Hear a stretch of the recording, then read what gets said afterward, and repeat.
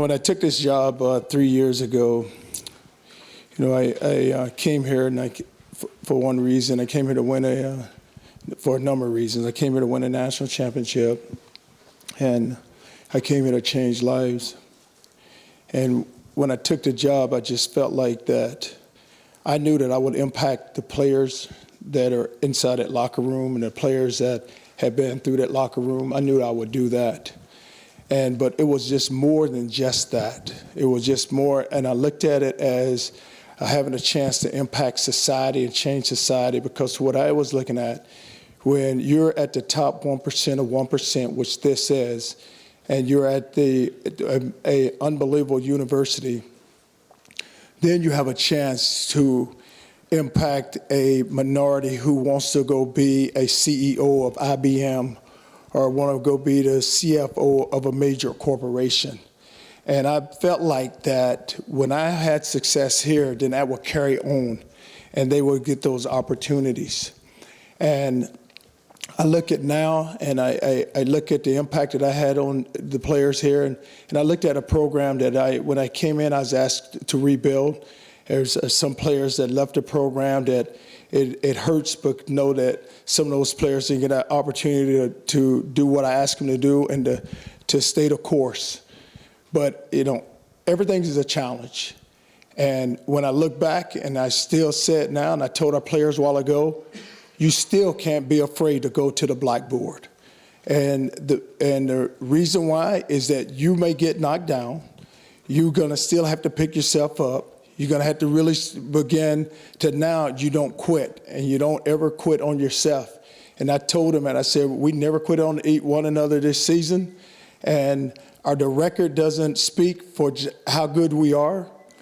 But the thing is, this is a team that has a chance to go win a national championship, because the lessons that they learned this year, the adversity that they had to overcome this year, then it's going to be taught for them, because it's all about life lessons.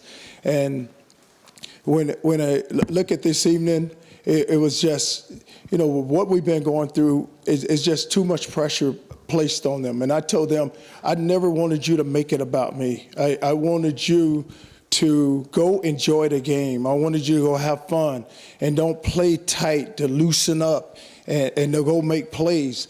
But when they read so much and they hear so much and they get caught up in it, then they're young. They're 17 or 18 or 19-year-olds. And it affects them, and especially when they come up to you and say, oh, Coach, we're going to do it for you. This is all about you.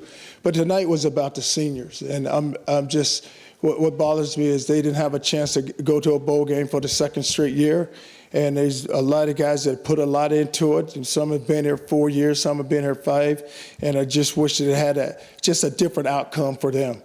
But I told them, I said, guys, what you're going to do now is that this team will just going to be stronger, and it's going to be much better. And I'm just excited about what's coming back, because it's a team that has so much coming back. And from all that has happened this season, it's only going to make you guys stronger, and it's going to make you just better people and a better football team. Raise your hand if you have a question. Start in front, middle, Brian. Charlie, do you believe it's over? Well, Brian, I've not been told, but I just told our players that I look forward to coming back and making sure that we get this thing on track. The foundation has been laid here, Brian, and the thing is that we've been building it for 3 years, and even when I looked at it, I said the third year will make progress, the fourth year will be our year, and it's just like baking a cake. I said the cake has been baked. Only thing you need to do now is put the icing on it and slice it, and then that's what this team is. The cake has been baked, so now it's just ready to be ready to be sliced. Coach, if it does go the wrong way, how would you want the fan base to remember your legacy here? Well, I don't want them, Dennis, to look at the win and losses, and I know that's the way that we are all judged a lot, but it's also about the impact that you make on just young people's lives, and then sometimes that you look at it and you look at what the foundation that has been laid here now. and how it's going to be able to only just get stronger, and it's going to strengthen and it's going to be there because it's there for you. And not that it wasn't there before, but now when you had a chance to build it and you build it your way, now you're just going to see positive results. Charlie, why didn't the wins come as much as you had hoped? Well, you know what I look at said is that inconsistency when you're dealing with a bunch of young players, and it's just more of them just learning how to play the game when I didn't have a chance to have those veterans who could teach them. You know, I go back and, you know, when you look back to that first year, I lose my quarterback, I lose my center, and now, you know, I had guys on defense, but then the guys on defense, they graduate and they go to the NFL. And the second year, you come back last season, and it's all about trying to develop a quarterback. And then you had so many, not to make an excuse, but you had so many young players. And then this year, you come into the season with a true freshman at quarterback, where you played a lot of young players, and it's consistency. But what you do is you learn. I can remember when I was at University of Florida, and Ron Zook was the head coach. And the same thing happened to Zook. You know, we had Chris Leak and that group of guys, and we started them, freshman and sophomore year. Then Urban comes in. Those guys are juniors now. They know how to play. Then the senior year, they go and win a championship. Coach, Deontay was able to break the 2,000-yard mark for the season, now being the only guy other than Ricky to do it. How much fun has it been being able to watch him do what he's done this season? You know, he's an outstanding player, and for him to get to 2,000 yards, I'm so happy for him. And it hurts him more than anyone because how bad he wanted to win that football game. And he doesn't ever just look at just, you know, the records for himself. He knows it's a team effort, and the offensive line did a great job of blocking for him. But it's tough for him right now in that locker room. But I'm happy for him because the whole year, that's the type of effort that we saw out of him. Coach, when will you sit down, or do you know, with Perrin and Fenvez, and then outside of that is what will you say to them, you know, during that meeting? Well, I just got to find out when we're going to sit down. Probably tomorrow, and then we just see how the conversation goes and see what they have to say, and I look at it like it's saying, Ward. Like I said, I was told 3 years when I came in here to build 3 years ago to build a program and just look at the positives and just look at where we are with this football team and how young we are. But, you know, the wins and losses, they don't add up. But still, though, it's more than just that. And it's all about just a total development and just taking the program and moving it in the right direction. Charlie, did this turn out to be more of an uphill climb than when you thought it might be when you first took over this program in terms of bringing Texas back?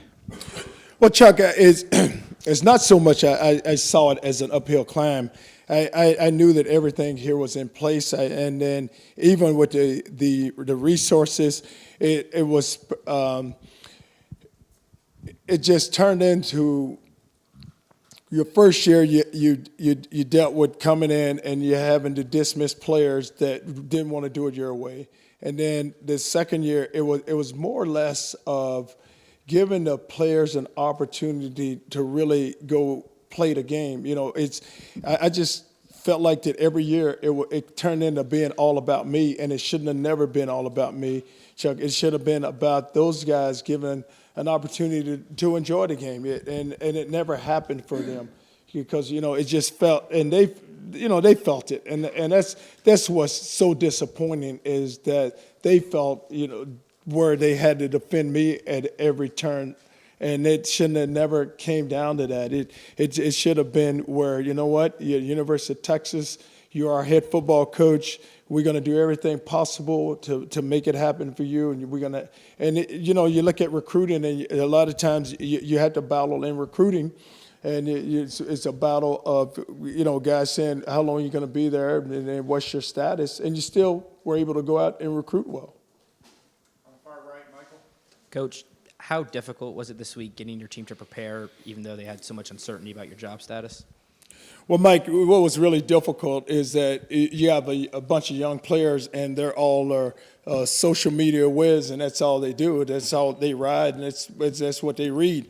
And so they would read everything.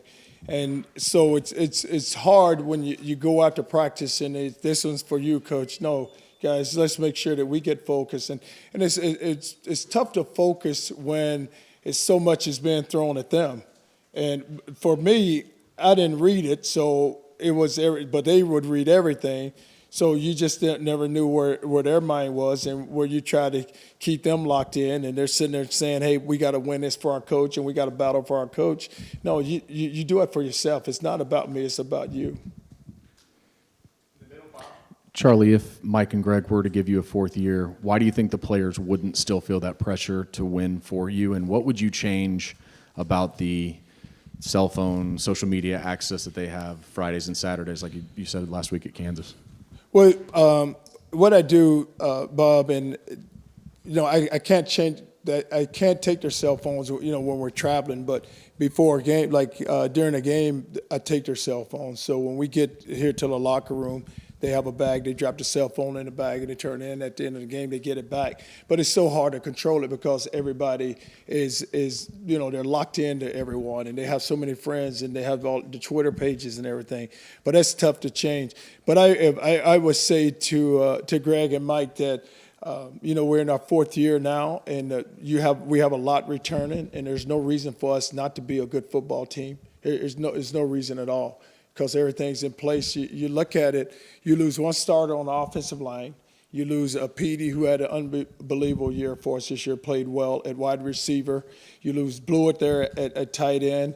And then you lose Swoops. And then on defense, you're going to lose Dillon. You lose Boyette. You lose Tim Cole and Sherrod Evans. So you look at guys that have played a lot. I mean, you lose some seniors, but I'm talking about seniors that have really played a lot for you. So you're sitting there saying, and you got guys that you can replace them with.